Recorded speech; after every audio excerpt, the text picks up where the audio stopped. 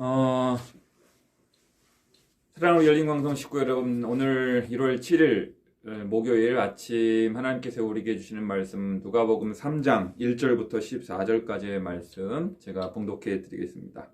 디베르 황제가 통치한 지 15해 곧 본디오 빌라도가 유대의 총독으로 헤롯이 갈릴리의 분봉왕으로 그 동생 빌립이 이두레와 드라고니 지방의 분봉왕으로 루사니아가 아빌레네의 분봉왕으로 안나스와 가야바가 대제사장으로 있을 때에 하나님의 말씀이 빈들에서 사가랴의 아들 요한에게 임한지라.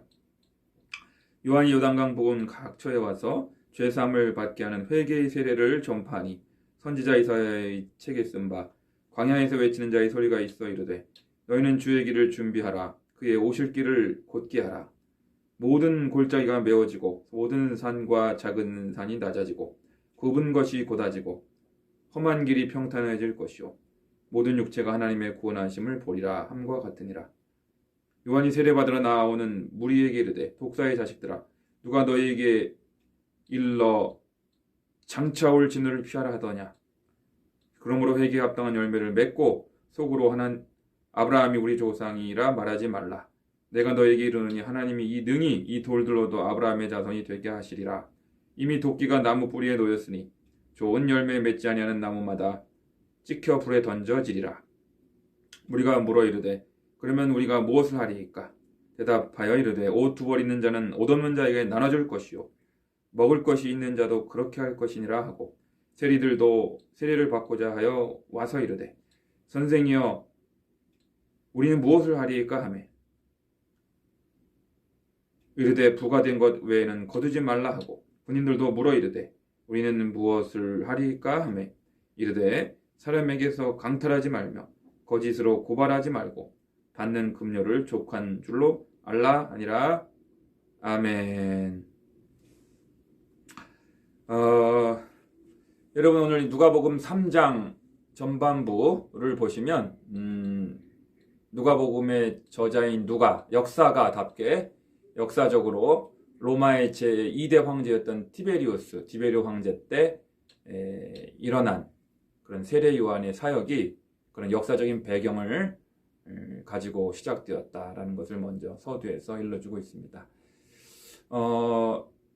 하나님의 말씀이 빈들에 있던 광야에 있던 세례 요한에게 임하여 강력한 회개를 선포하는 죄사함을 받게 하는 회개의 세례를 전파하게 되었고요.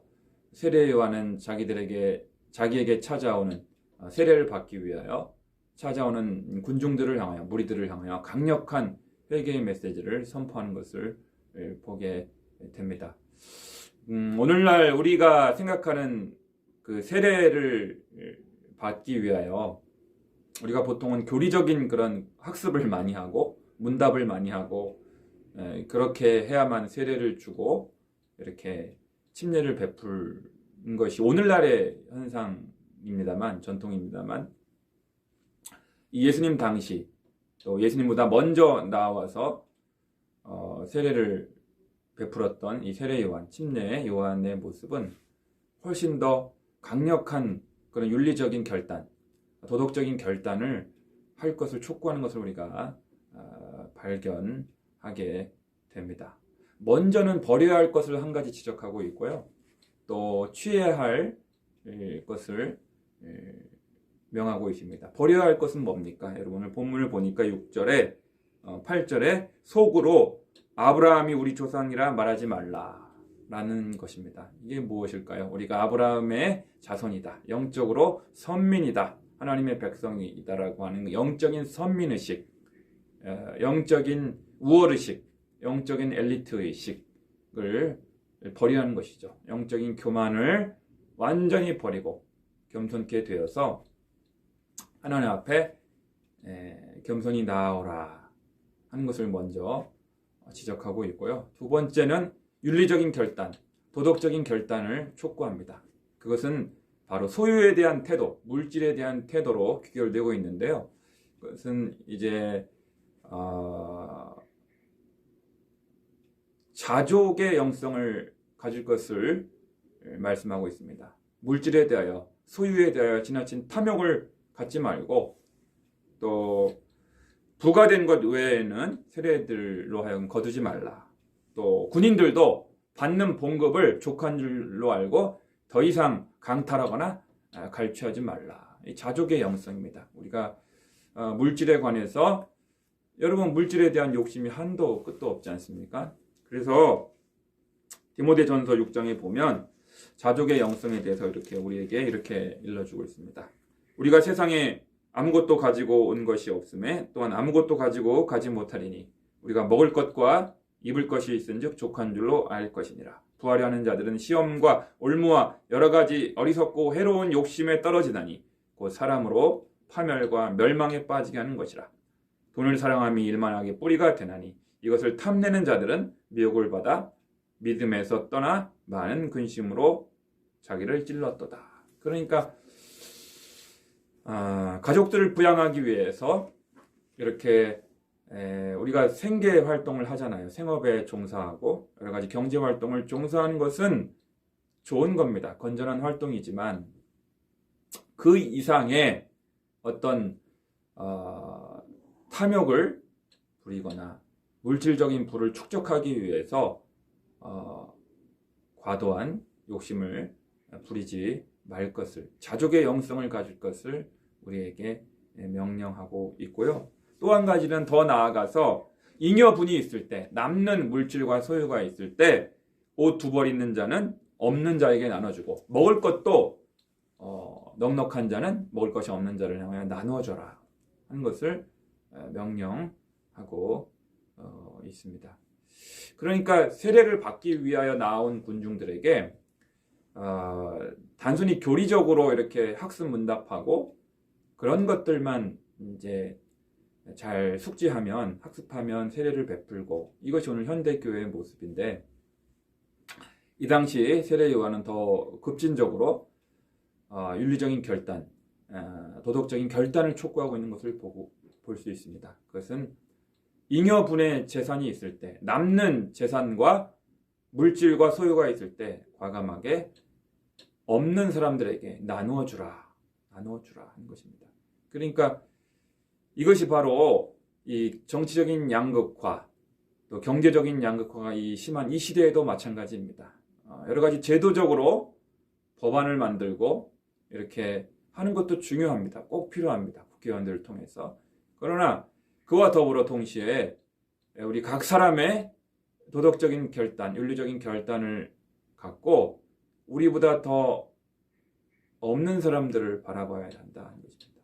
제가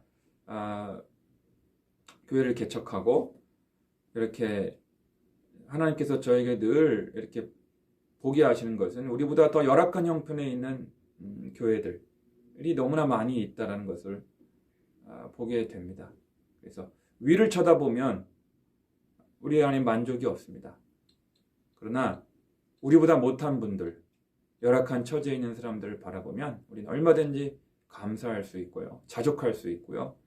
남는 것을 더 열악한 분들에게 나누어 줄 수 있는 삶을 살아갈 수 있다는 것입니다. 오늘 하루 사랑하는 우리 열린광성의 식구 여러분, 우리가 먹을 것과 입을 것이 있을즉 족한 줄로 알지니라 하신 그 디모데전서 6장의 말씀, 또 족한 줄로 알 것이라 하는 세례 요한의 가르침을 조차 우리보다 더 없고 가난하고 연약한 이들을 향하여 손을 뻗칠 수 있는 우리가 되어야 할 줄로 믿습니다. 기도하겠습니다. 사랑과 은혜가 풍성하신 아버지 하나님, 우리가 가진 것이 너무나 많고 주님께로부터 받은 사랑과 은혜가 너무나 많이 있습니다. 그럼에도 불구하고 우리는 너무나 자주 힘들다고, 없다고, 부족하다고 원망하며 불평할 때가 너무나 많이 있습니다. 아버지, 우리보다 더 열악한 분들, 더 가난한 분들, 어려운 처지에 있는 분들이 우리 주변에 너무나 많이 있습니다. 이 코로나 시대에 그런 분들을 향하여 나아갈 수 있는 우리가 되게 도와주시고, 위를 쳐다보며 탐욕과 욕심에 젖어 살아가는 것이 아니라 우리보다 어려운 분들을 바라보며 아래를 쳐다보며 자족의 마음을 갖고 또 나눌 수 있는, 베풀 수 있는 우리 교회가 꼭 되게 도와 주시옵소서.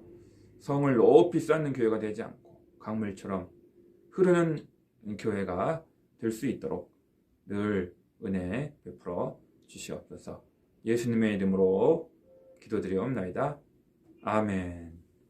예, 사랑하는 우리 열린광성 식구 여러분, 오늘 하루도 평안을 빕니다.